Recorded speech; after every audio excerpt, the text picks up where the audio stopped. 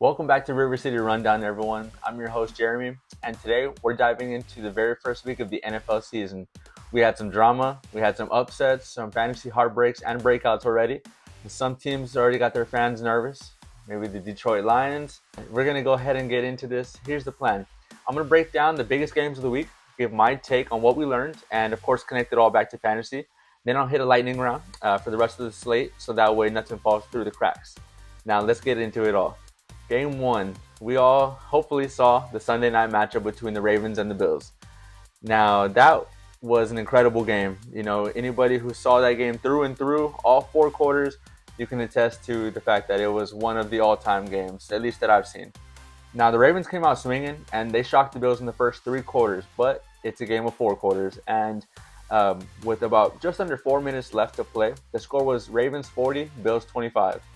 The big moment when things turned around, though, was when Big 91, Ed Oliver, came through and punched the ball out of Derrick Henry's hands, allowing the Bills to scramble and fall on top of the fumble.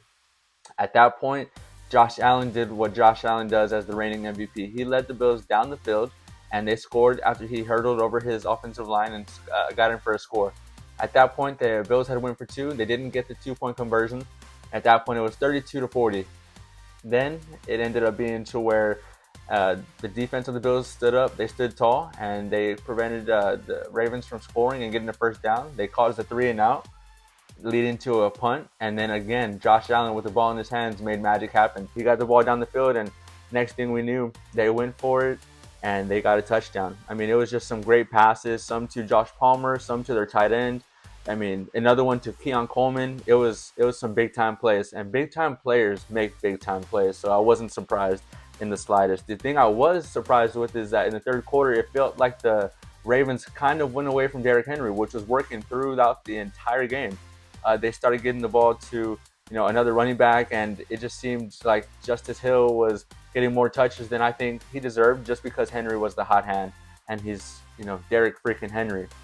But it was an incredible game. Now, the fantasy impact from all of this, fantasy managers who started any of the primary playmakers, such as obviously Josh Allen, Lamar Jackson, they were very well taken care of. Both of these guys scored bunches of points. Fantasy managers who obviously had Derrick Henry were very happy. They would be a little happier if he didn't fumble and if they would have gotten the ball more often, because he was crushing it in the first three quarters. James Cook had a great night. Keon Coleman had a great night, and Zay Flowers had an awesome night. All this to say that anybody who started Mark Andrews, he left a lot of lineups hurting because it was disappointing. I want to say it was one catch for 5 yards. It was pretty tough. Now, it was one catch on one target, so great, 100% catch rate. But it was pretty disappointing to see how he only got targeted that one time. Anybody who had hopes that he would have a bounce back season is feeling a little bit shaky on those hopes going into week 2 of the season. But yeah, this tells me that the Ravens are no longer really looking at Mark Andrews as their primary pass catcher anymore. Zay Flowers has 100% taken the lead role as their clear-cut wide receiver one and primary pass catcher. This is going to be a weekly storyline based on the game plan and the game script on whoever the Ravens are going against, because I think there's going to be games where Andrews gets targeted maybe 4 to 5 times, hopefully upwards in the 7 to 8, maybe even 10 targets a game, but I just don't see it being a consistent outlook on his fantasy production. So I'm a little weary going into the rest of the season based on what we saw in the first week. Also, the ability to run the ball is something that the Ravens still got. The dual threat ability between having the speedster of Lamar Jackson and just the incredible playmaking ability that he boasts on your team is followed by Derrick Henry, who is still that guy. He will still stiff arm you into oblivion. He will still run you over. And who wants to make the tackle on that guy, to be honest? I know I don't. So fantasy-wise, you might need to adjust your expectations with any hopes that you had for a bounce back here for Mark Andrews. But I would say, regardless of the matchup, feel comfortable starting Lamar Jackson, Derrick Henry, and maybe even Zay Flowers. On to game 2, the Chiefs matched up against the Chargers in Brazil, Sao Paulo, Brazil, for what we were blessed as football fans for a great Friday night lights action in Brazil. It had some incredible football being played by Justin Herbert. Patrick Mahomes really did his thing. So Patrick Mahomes, I just got to say it, he is the best quarterback in football. And stop me if you ever heard that one before. But this game had great action from both teams. I mean, offensively, it was just a back and forth for the majority of the game. It just seems like no matter how well the Chargers were doing on offense and picking up consistent first downs and getting some big plays to their pass catchers. Every single time the Chiefs had the ball, there was hopes that they would make something happen out of it. Mahomes' magic was on full display on Friday night. To name a few plays that come to mind, you know, when he scrambled out of the pocket just before going out of bounds, for those of you who were watching the game, I want to say it was in the third, maybe late third quarter, where he was looking like he was going to just run out of bounds, but he ended up trucking a defender. I want to say number 26 of the Chargers got absolutely just hit stick. It was pretty impressive for somebody who had seen Mahomes fall down in those situations so often. Definitely had me out of my seat for sure. I was inside the Chili's. I stood up, but that was a great play. And then once after he finished lowering his shoulder and laying the boom on that DB and flattening him, he had another play where he was being taken down, and just before his knees hit the ground, he flipped the ball or tossed it out to Juju Smith-Schuster for like a 3-yard pickup. But then he ended up going for like 5 extra yards and getting the first down. Just when he thought the Chargers had him sacked in the backfield, he found a way to get the ball out and picked up another first down. Timely, very timely plays that it seems like he just consistently makes on a week-to-week basis. And my favorite play was when it was a 4th and 7 with the game on the line, and he rolls out of the pocket. He's about to get sacked by Khalil Mack. But what does he do? He just flings the ball 49 yards down the field, and he finds a wide-open Hollywood Marquise Brown. I mean, unbelievable play. I know that some Chiefs fans were probably hoping he would have put it out a little bit further in front of him, so it would have been a clear touchdown. But just to have the wherewithal to make that play and that throw, it says a lot of Mahomes' arm strength and his playmaking ability, and he's always looking down the field. It was incredible. I know that ultimately the Chargers won this game, but to say that the Chiefs didn't have them kind of sweating it out to the very end, it would be a mistake to say that. Eventually, the Chargers came out on top, and what we saw was a lot of action from Justin Herbert. I mean, rolling out, making quick scrambles when necessary. There was some design quarterback runs. He was making the right play at the right time, getting his ball to the receivers. It was exactly what I'd hoped to see if I was an LA fan, for sure. Left a lot to be desired from Marion Hampton, but I think that was just the script. I mean, not that the Chiefs were really trailing by too much to where the Chargers had the ability to run the clock out, but I want to say he had 2 targets, 2 catches, and I think it was about 15 attempts. No, maybe I'm wrong. I think it was about 15 attempts for just under 50 yards. So not a bad night, but hoping for more in the future as we go along into the season. And I will say, though, fantasy managers who had Xavier Worthy obviously know that he taken out of the game in the early part of the game after colliding with Travis Kelce. It is said that he has a dislocated shoulder, which those of us who know, that's something that you can put a brace on once it's been popped back in, allowing you to play in future weeks. But it's something that tends to need surgery. So Chiefs are hopeful he'll still play in 2025. Wishing nothing but a speedy recovery to him. Nobody wants to see somebody go out, for one, so early in the game, and then especially not when you collide into your own teammate. I mean, it's pretty disappointing to see. But fantasy managers who drafted him are left wondering what his status is going to look like. So heading into week 2, the injury report is going to be very, very heavily looked at tomorrow.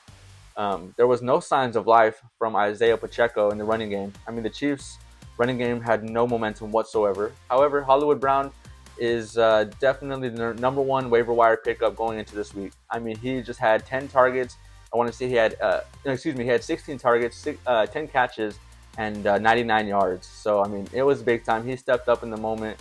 What I will say as well is that for those fantasy managers who were hoping Travis Kelce would be that number 1 guy after Worthy went out, kind of leaves a lot of question marks, because he's supposed to be the guy who has this unquestioned rapport with Patrick Mahomes, but it was something that we only saw 4 targets on the night. It makes you kind of wonder what's going on.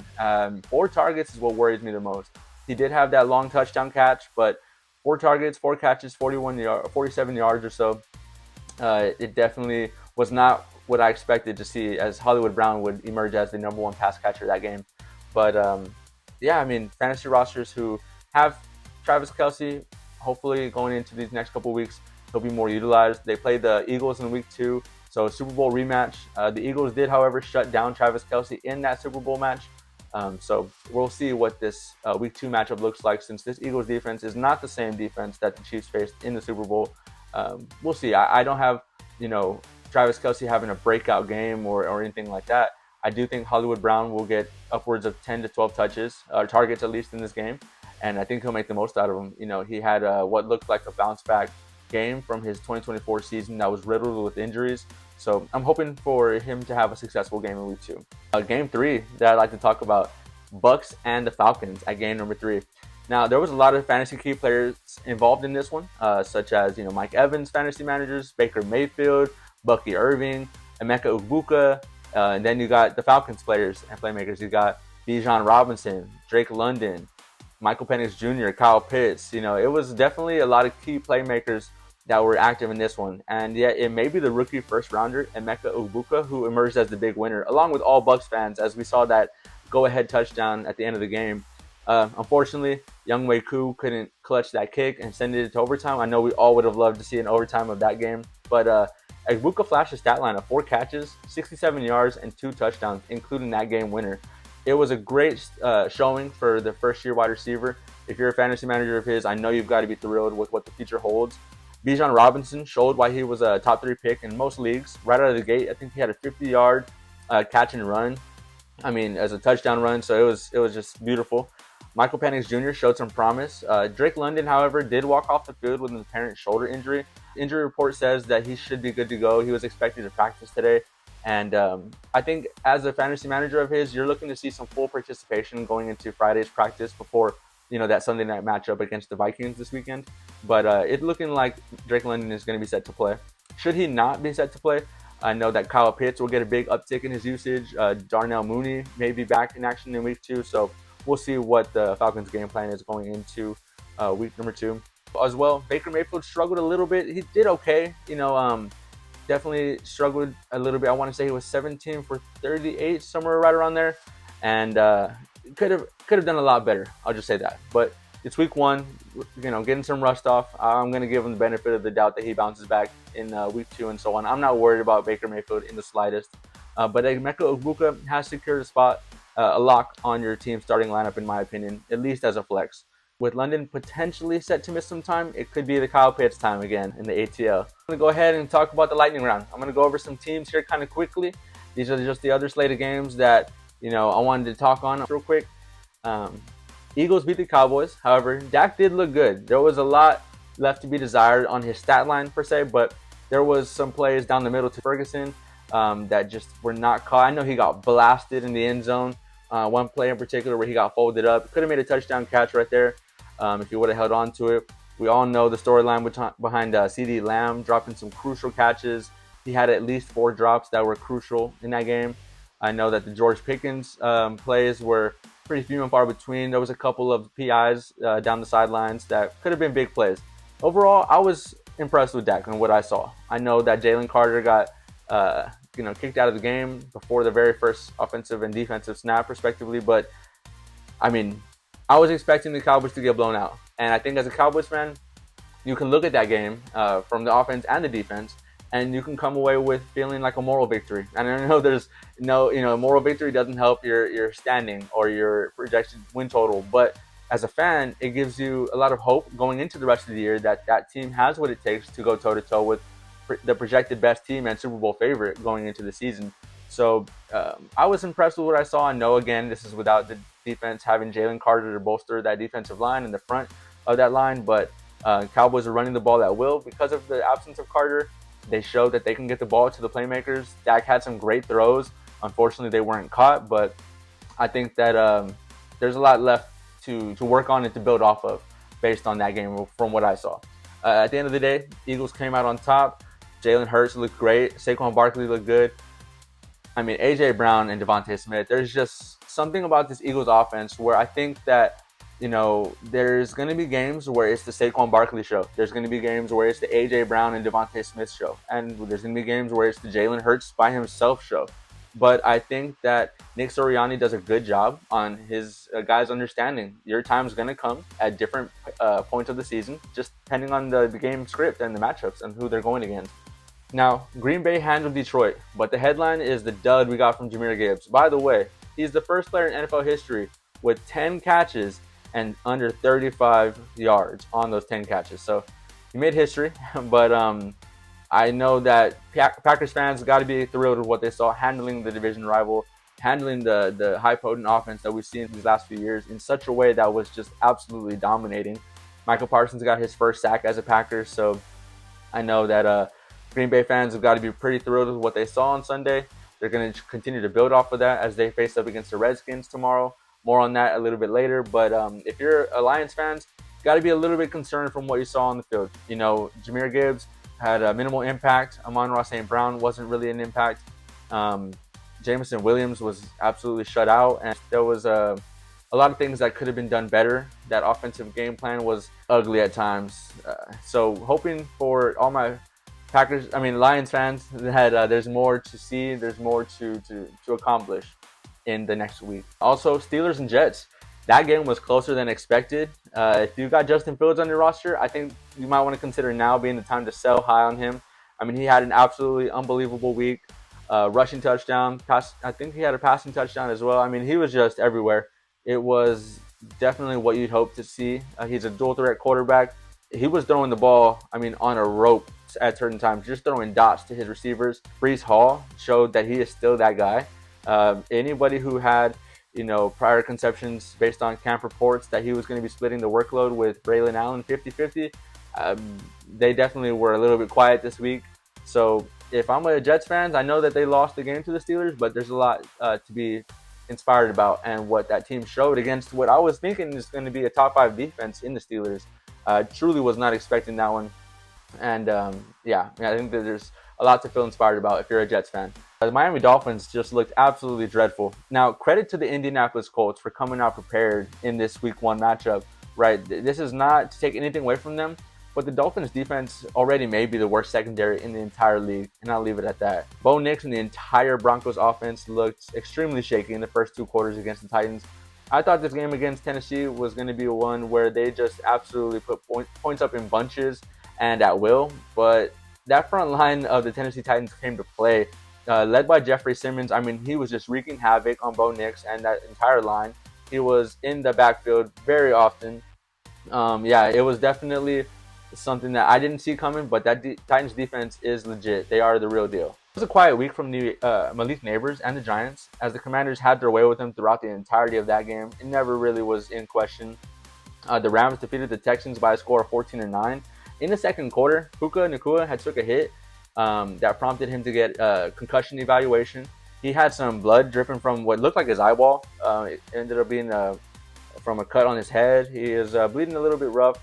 Got taken out of the game, came back in, and in typical Puka Nacua fashion, he returned and gave fantasy managers a 10-catch, 130-yard, 0 touchdown stat line. The first running back taken in April's draft, Ashton Jeanty, he got his first NFL touchdown in the Raiders' win over the Pats. But the bigger story here was Brock Bowers exiting the game in the late fourth quarter with a knee injury. They said that it was a hit to the knee that looked a little tough, but I think it was when he was running up the sideline on the big 30-yard catch before that. In the other news, he had come out of the game, said that he could have gone back in if necessary, but they just wanted to play it safe, and he said that he's fine. So I wouldn't be too concerned. Obviously, you're going to want to just pay attention to the injury report as we go into Thursday. Since they play Monday, Thursday or Friday's injury report is going to be crucial, just to kind of having an idea of what his game time status will be looking like. 49ers took care of business against their rivals in their division in the Seahawks, but their star tight end, George Kittle, and he left the game really early with a hamstring injury. Now, I will say, at least if you were a fantasy manager of his, didn't give you a total dud. He was killing the game early. He had a touchdown catch, and at least he gave you what his projected point total was, if not a little less than that. But, I mean, he was just absolutely on fire early. It was disappointing to see him leave. This is not the first time he's left with a soft tissue muscle injury. So just hoping that he can bounce back soon. The 49ers already put him on injury reserve, so he will be out of your star tight end in the first 4 weeks of the next 4 weeks of the season. So there's a lot of great guys on the waiver wire that I think you should consider picking up, depending on if your league still has, Mason Taylor available, the tight end from the Cleveland Browns, Fanick. There's some options that I think are sleepers right now. So if you are in that position and Kittle is on your roster, some tight ends to think about putting in there as a streaming option. Now, the Battle of Ohio was a slow-paced game. Myles Garrett wreaked havoc early and often in this game. He totaled 2 sacks in that game and was, just Joe Burrow's nightmare. It was a very minimal game. I mean, if you had a guy in this game, you obviously know there wasn't a whole lot of fantasy points being scored here, but Bengals edged them out by a score of 17-16. Lastly, in what I expected to have a larger point differential, the Cardinals beat the Saints. It was 20-13, so it was a one-score game, in a game in which I think Marvin Harrison Jr. showed a lot of promise. Now, he did have 5 catches. I want to say it was about 70 yards or just a little under that, 71 yards, and a touchdown. But his on-the-field chemistry with Kyler Murray is coming along. And I would like to talk about some fantasy focus. This is going to be players that have their stock up and their stock down. Let's zoom out and talk fantasy big picture. After week 1, here are my biggest risers and fallers. Stock up, Breece Hall. I've got Breece Hall stock all the way through the roof. The reason why is his usage and his efficiency. Breece looked very quick and explosive. With the majority of his runs, Sunday's game, he was breaking tackles, picking up chunky yards, first downs. I mean, it seemed like every time I saw the Jets on offense was a Breece Hall 8 to 10 yard pickup. I mean, consistently. It was really promising, and if you took him in the 4th round, I know you've got to be thrilled because he was just a top 5 pick, I think it was a year or two ago. So to get him in the 4th round is something that you were certainly hoping on him to bounce back in a big way. And in week 1, he showed he definitely could against the Steelers defense that I think is still going to prove to be one of the better defenses in the league. Breece Hall, stock is all the way up right now. Any fear of him splitting that 50-50 workload with Braylon Allen should be put to bed quickly if he can continue with this level of production going into week 2 and so on. Now, the guy I've got with his stock just plummeting, and I hate to say it, but Tyreek Hill. And the reason why, if you saw that Dolphins and Colts game, I mean, it was just painful to watch. And the reason I've got Tyreek Hill stock down is his quarterback play. I think the play of Tua Tagovailoa is just hurting the play of Tyreek Hill right now. Tua Tagovailoa just was turning the ball over left and right, and there was some visible frustration on the sidelines from Tyreek Hill. So it's just disappointing to see that Tyreek Hill's stock is being plummeted because of the play of his quarterback. A guy who was, in the Heisman conversation a few years ago when he was in Alabama. It's difficult to see because he's got so much more promise. And I truly believe that by the trade deadline, if not sooner, Tyreek Hill will be traded. And the team that I'm watching for is the Pittsburgh Steelers. I mean, him on that Steelers offense, I think, would be the secondary playmaker that they need to take that team over the top. I know I am a Steelers fan, so maybe this is just the hope in me talking, but I think that they can really use Tyreek Hill's services. And I know Aaron Rodgers is an older quarterback, but with him alongside DK Metcalf, you're going to have two of the fastest receivers. One at a speedy, shifty guy in Tyreek Hill, another one at 6'4" and an absolute freak physically in DK Metcalf. If you're streaming or thin at tight end, some guys I think you should keep a lookout is I would be looking at Fannic's direction for the Cleveland Browns, as well as Juwan Johnson in the New Orleans Saints. Spencer Rattler is not blessed with playmakers either. I mean, you have Alvin Kamara in the backfield, Chris Olave, but who's going to be that number 2 target? I think it's going to be Juwan Johnson. He's a big body. He's a vertical threat, and he definitely has some speed. He's got some wheels on him. He showed out this last week. I think that he's going to continue to do so, and Spencer Rattler wants to dump the ball off as quick as he can to a reliable target. I think that Juwan Johnson is a viable target. I think that he's somebody you should really be looking out for to having on at least your bench in fantasy. He might emerge as a top 7 to top 8 tight end this season. I've got those guys worth watching for the waiver wire. Well, again, 1 week doesn't define a season, but man, it sure does set the tone. So we've already got fan bases panicking, fantasy managers hitting the waiver wire, rightfully so, and a couple of teams proving that they might already be legit. I'll say this though, don't overreact just yet, but also don't ignore the red flags either. All right, now a quick Thursday night preview. We've got the Commanders and the Packers, Thursday night football. In this game, it's going to be a good one. I think that it's not talked about as being a premier matchup this week, but I'm excited about it. You've got the offense of Jaden Daniels, Terry McLaurin, now Bill Krosky. This Commanders offense looks good. They look good, and their guy, Jaden Daniels, excuse me, he is legit. I mean, he's the real deal. He's a dual threat quarterback. He is a guy who's got a heck of an arm. I have a lot of faith in Jaden Daniels really leading the Commanders to the promised land sooner rather than later. I think that as they continue to build around him and put those pieces on their defense that can actually help not make every single game a shootout, they're going to be a real threat to other teams in the NFC and just the NFL in general. However, the Green Bay Packers added, Michael Parsons. That's no surprise there. I think he bolstered that defensive line. I think their secondary can be a little bit shaky with their cornerback play, but I mean, when you're getting pressure on the quarterback and you're forcing them to scramble, I think that anything could happen. I truly think that Jordan Love has a plethora of wide receivers. We saw Jaden Reed, this last week. Romeo Dobbs is going to be a factor. Matthew Golden is going to be a factor. They've got Josh Jacobs, Tucker Kraft. I mean, this Packers offense is blessed with options. If I'm a fantasy manager looking into the fantasy aspects of this Thursday night matchup, I'm looking for Terry McLaurin to bounce back in a big way. Again, going back to this Packers secondary, I don't have a whole lot of faith in them. I think Scary Terry can expose them, and just Jaden Daniels and Terry McLaurin can be connecting quite often over the top of the defense. I do believe that Bill Krosky is going to be running between the tackles. Austin Eckler is questionable, but he's still that pass catching back. You got Zach Ertz, who shows up every now and then and shows flashes of that Cardinals Zach Ertz. Jaden Daniels is a dual threat quarterback who's always going to deliver the ball to the right target, the wide open man. And when he's got nothing there, he'll scramble with his legs and pick up 15 to 20 yards easy. So I've got a big Jaden Daniels game incoming. I think that Michael Parsons is going to be on his tail all game long, but I'm not really worried about it. I think that he's going to have a big game. I think at least 275 passing yards. Maybe he'll get about 40 rushing yards. I've got Bill Krosky, showing out again in back-to-back weeks. I've got him maybe going 15 or just a little under that rushing attempts, probably about 60 yards. I think that Terry McLaurin will bounce back, maybe 8 catches, 90 yards and a touchdown. I truly think that he's going to bounce back, and this is going to be a great game. I've got the Commanders winning it 27-14. I think the offense is going to reign supreme in this one. And yeah, I've got the Commanders taking this Thursday night matchup. All right, now that's all I got for this episode. If you enjoyed today's episode, please make sure you follow Rivercity Rundown wherever you get your podcast, and connect with me on Instagram and YouTube. And I'll be posting extra content throughout the rest of this week. Thanks for hanging out with me. I'll catch you right back here after week 2. Until then, keep your lineup set, your waiver wire sharp, and enjoy the ride. Peace.